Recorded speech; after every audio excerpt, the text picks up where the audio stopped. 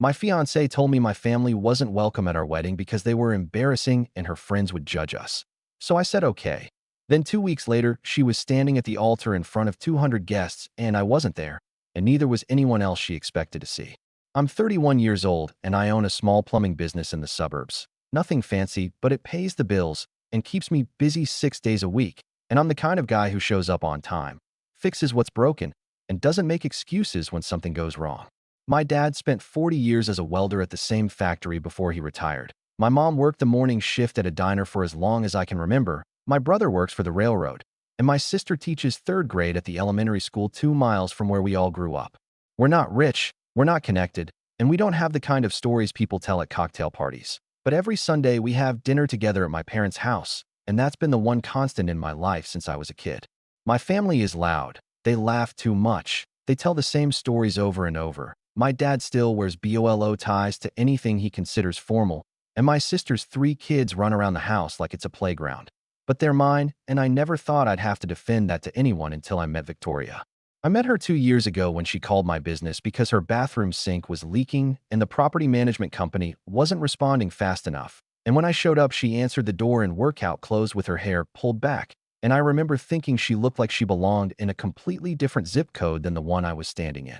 She worked in pharmaceutical sales, drove a Lexus, lived in one of those luxury apartments with a gym and a concierge, and her Instagram looked like a lifestyle magazine, all carefully staged coffee cups and sunset photos with captions about gratitude and manifestation. We started talking while I fixed the sink, and she laughed at something I said about the property management company. And when I was done, she asked if I wanted to grab coffee sometime. And I said yes, because she was beautiful and confident and seemed genuinely interested in me. The first few months were great. We'd meet for dinner after her client meetings. She'd come over to my place on weekends, and she seemed fascinated by the fact that I ran my own business and worked with my hands, like it was exotic or something. But I started noticing little things, like how she'd introduce me to her friends as someone who owns his own company without ever mentioning what kind of company, or how she'd steer conversations away from my family when we were out with her crowd.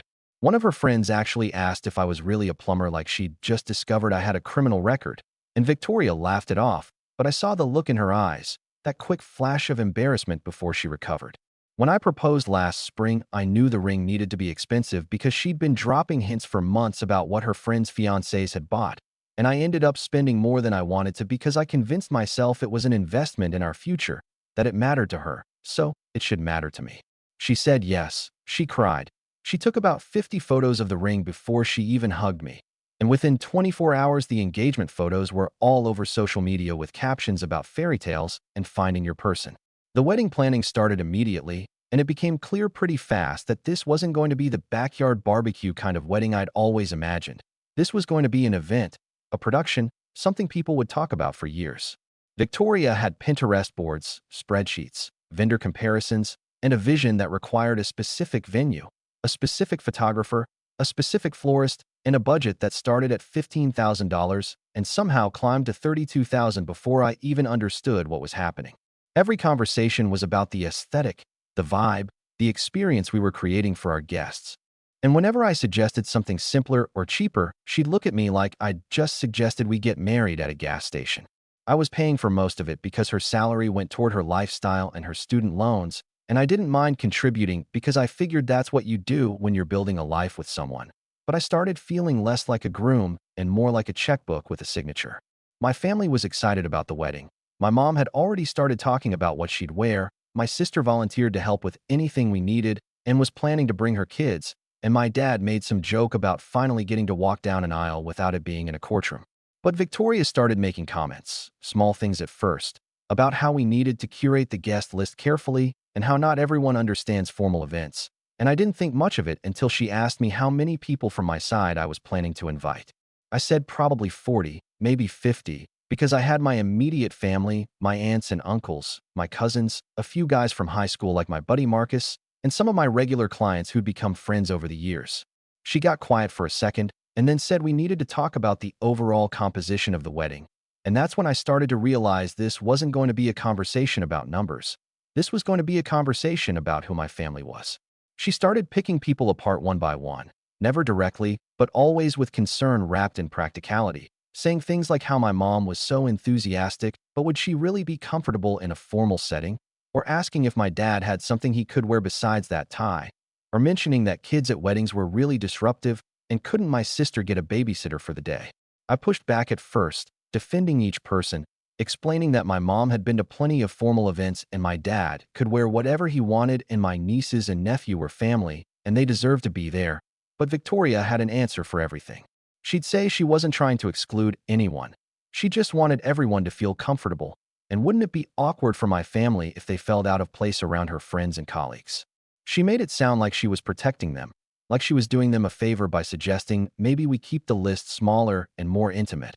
And I started to feel crazy for even questioning it. We had one last family dinner at my parents' house about 6 weeks before the wedding date, and Victoria came with me like she always did on Sundays, but this time she was different. She sat at the table with her phone face down, smiled politely when anyone spoke to her, and barely touched the food my mom had spent all afternoon making.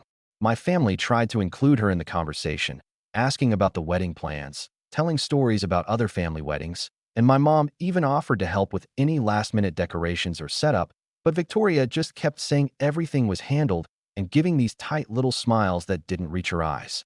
My sister's kids were playing in the living room like they always did, and Victoria kept glancing over at them with this expression I couldn't quite read, somewhere between annoyance and disdain.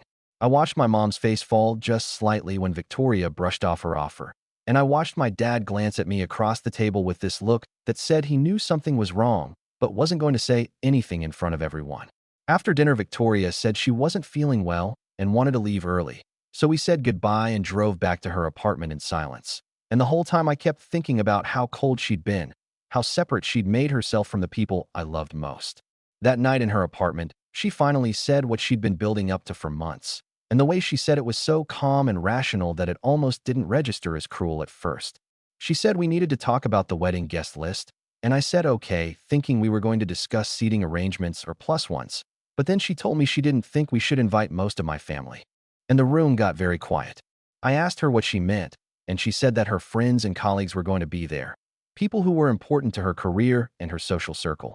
And she needed the wedding to reflect a certain image, a certain level of sophistication, and she was worried that my family wouldn't understand that. I asked her to be specific, and she sighed like I was making this harder than it needed to be. And then she said, they don't fit the aesthetic we're going for, and people will judge us if they act like they usually do. I sat there on her white couch in her perfectly decorated apartment, and I realized that this woman I'd been planning to marry was ashamed of where I came from, ashamed of the people who raised me, ashamed of everything that made me who I was. I didn't yell. I didn't argue. I didn't try to change her mind because in that moment I understood that there was nothing to change. This was who she was and who she'd always been. I looked at her sitting there with her wine glass and her concerned expression like she'd just told me we needed to switch caterers. And I said, okay. And she looked relieved, like she'd been expecting a fight and was happy to avoid it. She started talking about how we could still have a small, intimate ceremony with just immediate family and how my parents would understand, but I wasn't really listening anymore because I was already making a different plan, a plan that would cost me a lot of money and probably make me look insane, but would be worth every single consequence. I left her apartment that night and drove straight home, and I didn't sleep because I spent the entire night making phone calls and sending emails, and by the time the sun came up, I had canceled everything. I started with the venue because that was the biggest piece and the hardest to undo. And when I called them at 7 in the morning, the manager sounded confused because nobody cancels a wedding 2 weeks out. Nobody walks away from a $12,000 deposit, but I told him I needed to cancel immediately, and I understood I'd lose the money. He asked if I was sure, if maybe I just needed to postpone, and I said no, I was absolutely sure, and I needed the cancellation in writing sent to my email within the hour. He said he'd process it, but he sounded worried, like he thought I was having some kind of breakdown, and maybe I was, but it was the clearest my head had felt in months.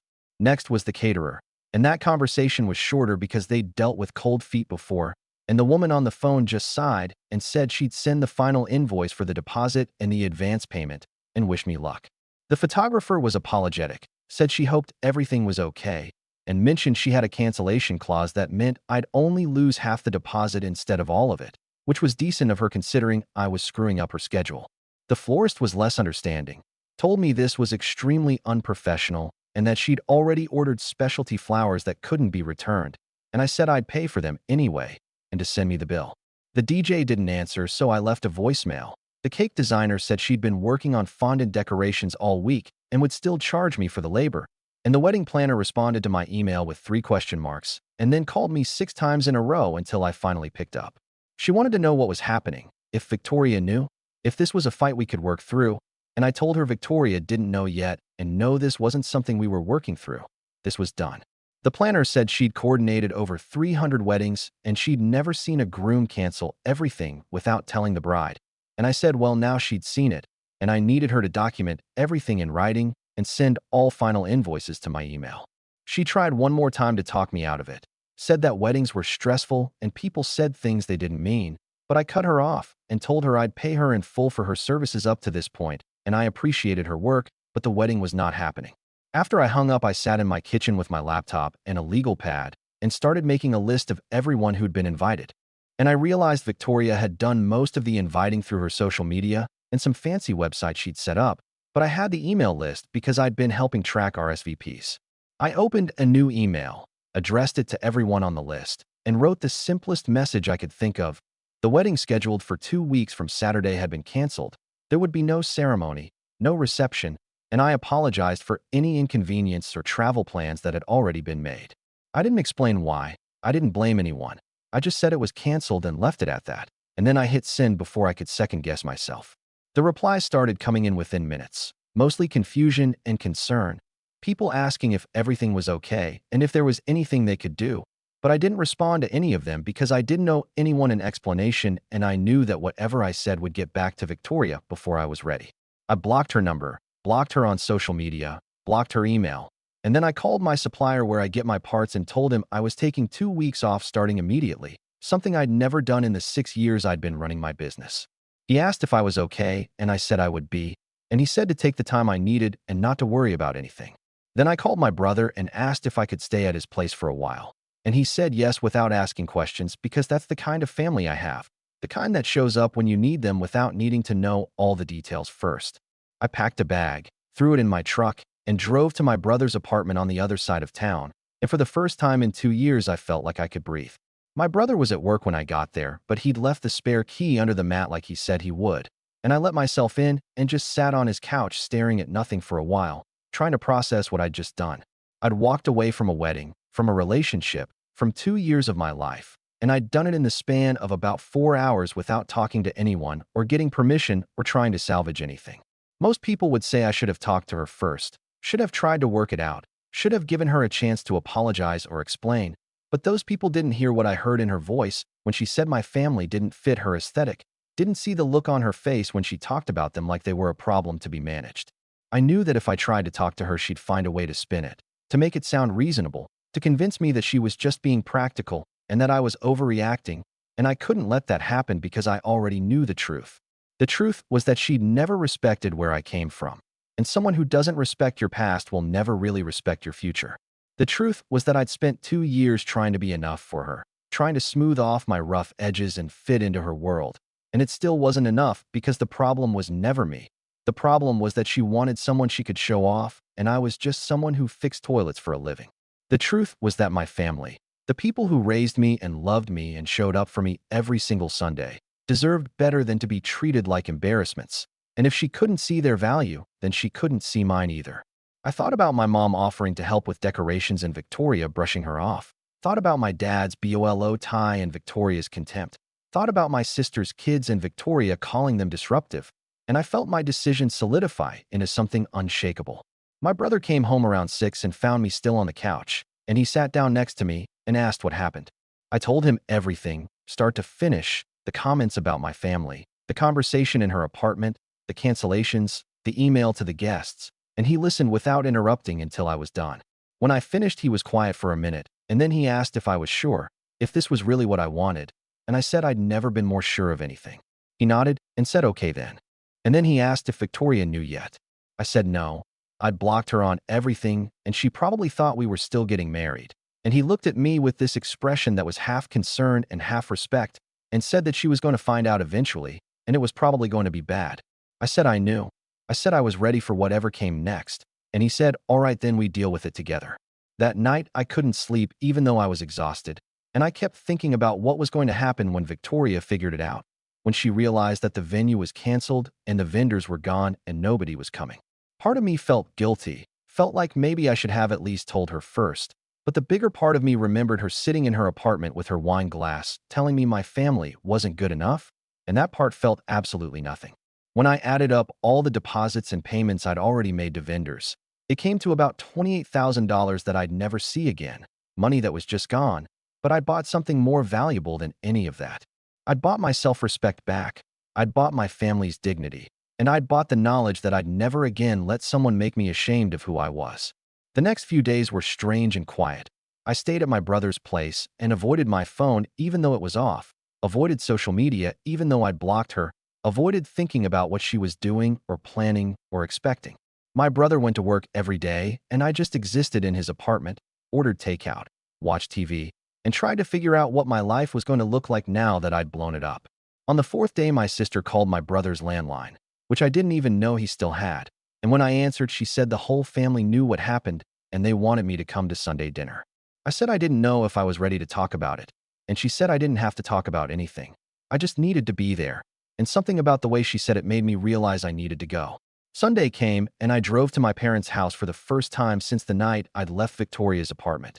And when I walked in, everyone was already there. My mom and dad, my brother and sister, my aunt and uncle, my sister's kids running around like always, all sitting around the same table where we'd sat every week for as long as I could remember.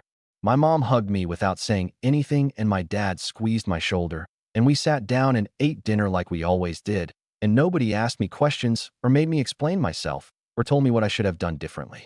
After dinner, my mom brought out coffee, and my dad turned to me and said, "You did the right thing." And that was it. That was all anyone said about it. And I felt something in my chest loosen that had been tight for months. The morning of what was supposed to be my wedding day, I woke up at my brother's apartment around 8, made coffee, and sat on the balcony watching traffic go by like it was any other Saturday. I felt calm in a way I hadn't felt in months, maybe years, and I realized that the knot of anxiety I'd been carrying around in my chest since the engagement was just gone, replaced by something that felt like relief mixed with sadness for time I'd wasted.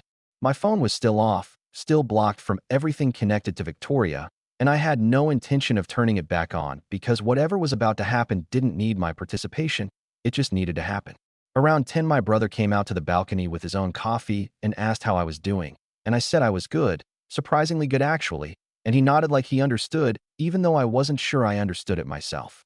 We sat there in silence for a while, and then his phone rang, and when he looked at the screen, his expression changed, and he said it was Marcus, one of my buddies from high school who'd been invited to the wedding. My brother answered and put it on speaker, and Marcus sounded stressed and confused, talking fast about how he'd just gotten to the venue because he wanted to help set up or see if I needed anything. And the staff there told him the wedding was canceled 2 weeks ago. Marcus asked if I was okay, if something had happened, if Victoria was okay, and my brother looked at me, and I shook my head. So my brother just said I was fine, and I'd explain later, and Marcus should probably leave the venue.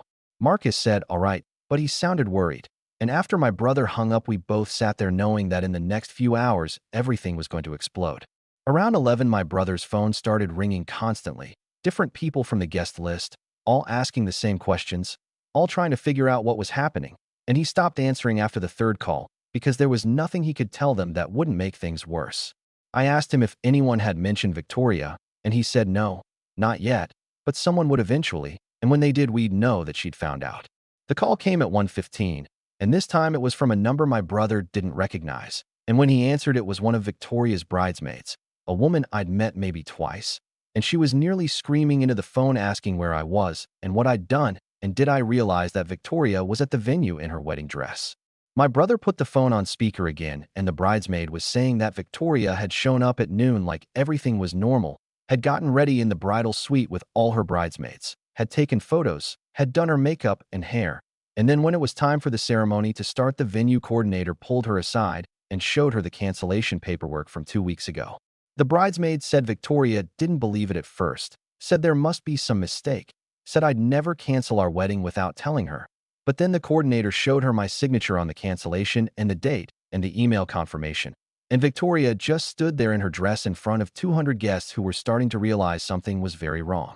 The bridesmaid asked if I was there, if I was coming, if this was some kind of sick joke. And my brother said no, I wasn't coming, and yes, the wedding was canceled, and he was sorry she'd gotten caught up in this, but that was all he could say. She started crying and saying this was cruel and heartless, and how could I do this to Victoria? And my brother ended the call and looked at me and asked if I was okay.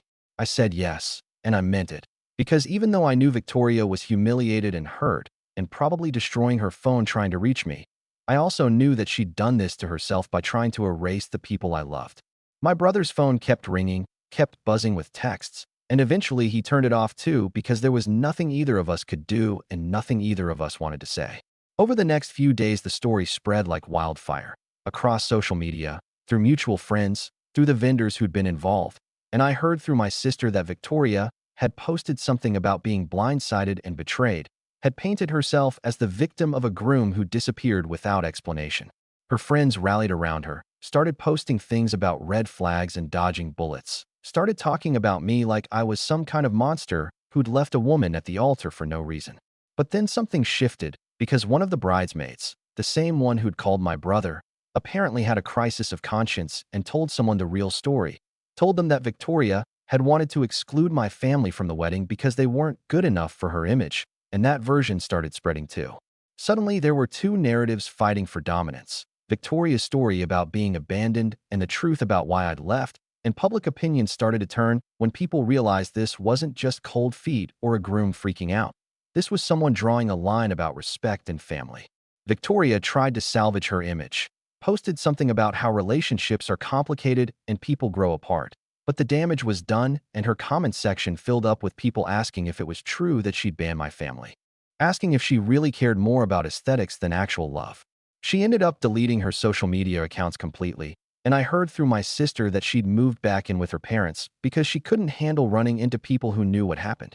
I felt bad for about 5 seconds, and then I remembered her sitting in her apartment telling me my family didn't fit her aesthetic, and the feeling passed. 3 weeks after the wedding that never happened, Victoria showed up at my parents' house on a Sunday afternoon, and I was there with my whole family having dinner like we did every week. My mom answered the door and came back to the dining room and said Victoria was outside and wanted to talk to me, and my dad asked if I wanted him to handle it, but I said no, I'd go. I walked outside and there she was, standing on the driveway looking smaller somehow, less polished, and she asked if we could talk. I said we could talk right there, and she looked past me at the house where my family was probably watching through the windows, and she asked if I understood what I'd done to her, if I realized how humiliating it was to stand in front of everyone in a wedding dress with no groom. I looked at her and I said, yes, I understand exactly what I did, and I'd do it again, because someone who's ashamed of your family will never respect who you are, and I was done apologizing for where I came from. She stood there for another minute like she was waiting for me to say something else, to give her something she could argue with or fight against, but I didn't have anything else to say. She got back in her car and drove away, and I went back inside where my family was waiting, and my mom asked if I was okay, and I said yes, better than I'd been in years. 6 months later, I bought new equipment for my business, hired another guy to help with the workload, and landed a contract with a property management company that kept me busy 5 days a week.